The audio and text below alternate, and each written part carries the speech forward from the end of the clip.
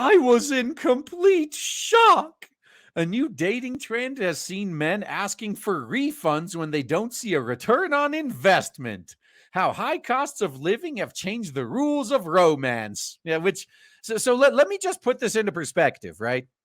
A woman regrets her decision and she files for divorce and she gets half your stuff and half your future stuff. That's fine, right? That's okay. A man regrets a single date and asks for her to pay for her own half of the dinner. That is too far. No, that is uncalled for. You cannot do that. That's something only women can do. Now, Samantha Castanza went on a fairly unremarkable date last winter. She and her date grabbed hot ciders at a Brooklyn bar. When the bill came, her date slipped the bartender his credit card. It was only a few days later, when he followed up to suggest a second date, that something remarkable happened. Costanza wasn't interested in meeting up again and spent some time crafting a polite response to her paramour. His response, a Venmo request for her half of the ciders. Yeah, you're gonna waste my time. Fine, give me my money back. It's only fair. Like, women look at it the same way. Oh, I'm not even gonna waste my time on this guy. He's not worthy of me. They don't seem to like it when men return the favor, though. I was in complete shock, she told CNBC. It made it seem like the only reason he would offer to pay for my drinks was that he expected something from me. Why do you think people go on dates? Oh, it's almost like the only reason I'm going on a date with this person is because I expect we might get more of a relationship forming out of this. This surprises you? Now, Costanza isn't the only single whammons to run into an awkward moment like this. A new dating trend has been popping up where men send money requests to whammons after they decline a second date. Some even express they'd like their date's share of the bill back since they didn't get a return on their investment. Men are starting to view dating the same way women do, and women are pissed. Now, in its coverage, CNBC found relationship experts and whammons are equally outraged by this trend, with one dating coach going so far as to call it pathetic and unethical. Only we can do that. For her part, Costanza ignored her date's Venmo request and blocked him. I wonder if she's going to be writing an article 10 years from now about how jealous she is of how happy he is and while she's miserable, too. A Psycho the Rapist, cited by CNBC, pointed out that this new trend could be partially due to skyrocketing cost of living and the fact that whammons have destroyed the dating scene. Men are just responding. Like, all they're doing is adapting to the dating scene as it exists right now. And cost of living is a part of that, but it's not everything. A first date costs an average of $77 according to Lending Tree, a high price to pay for in a time of wage stagnation and inflation. Yeah, we got stagflation. Isn't it great? Like, Jimmy Carter got to live to see a president worse than him. That's saying something. $77 though? Man, just think of how many Hogans you could pull for that. But maybe it's to be expected. Changing economic realities creates new rules around money and dating for all of those still playing the field. There's less of them, at least on the male side, by the way. But man, I mean, look at it logically, though. It would be a much better use of your money to spend those $77 on a gacha game. Way less blue balls involved in that, too. First date talk includes money. And who's bringing it up? Your mother may have told you that money talk isn't appropriate at the dinner table, but that's no longer the case. Singles today want to be more open with their dates, especially when it comes to money.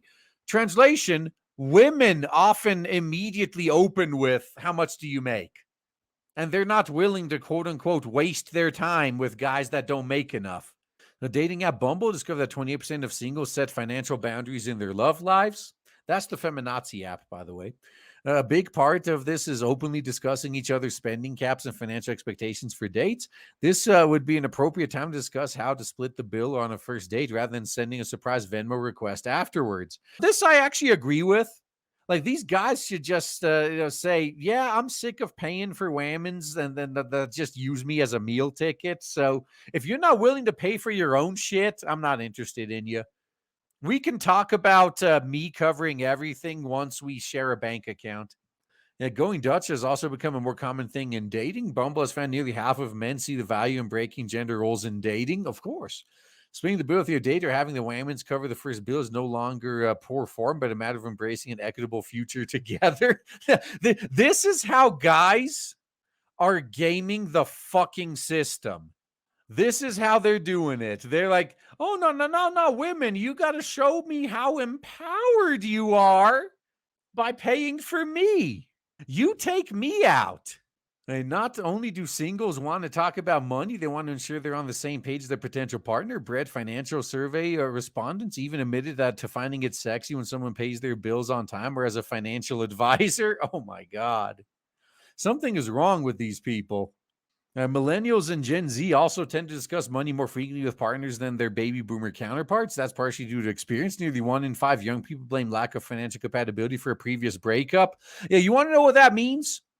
That means you were earning all the money. She wanted to spend more money than you were bringing in. You said no, and she screamed financial abuse.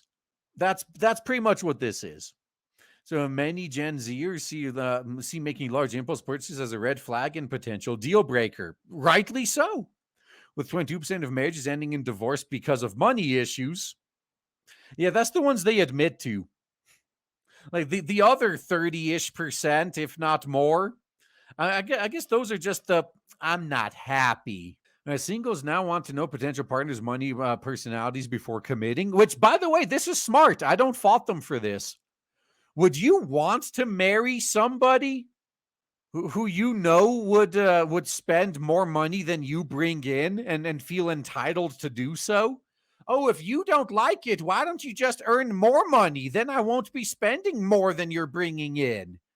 Or I could just ditch your stupid ass and not have to worry about this. And more couples now sign prenups to protect their finances, even when they haven't gotten a big trust funds to protect. Now, the prenups are a smart idea, but you also got to remember, chances are very high that prenups are going to be thrown out. You got to be very careful with that. Like, it happens all the time that like these piece of shit judges would just, oh, obviously she was coerced into signing that prenup. Obviously. Yeah, we can't honor this legally binding document because I said so. Yeah, TikTokers have gone viral after revealing that they post their high credit scores on their dating profiles. One TikTok received a joke marriage proposal after a guy saw her 804 credit score. If that was a guy that did it, he'd probably have every whammons in town going for him. Now, if you have a low or medium credit score, you don't have to tell your date about it. Instead, you can talk about how you're working on improving it and staying on top of all your monthly payments, like your student loan and credit cards. Okay, I'd have to ask, what degree did you get? If you're still paying off your student loans for your gender studies degree, I'm out. This is clearly someone who makes poor decisions. As the Bread Financial Survey found, many people find it attractive when the date has responsible money attitude. Being candid might not get you an instant marriage proposal, but it might be enough to score a second date. Probably not. Then again, guys are just going to start lying about their credit scores. Just like how whammons lie about their body count and whether or not they have a kid, their age, their weight. But it's bad when guys lie.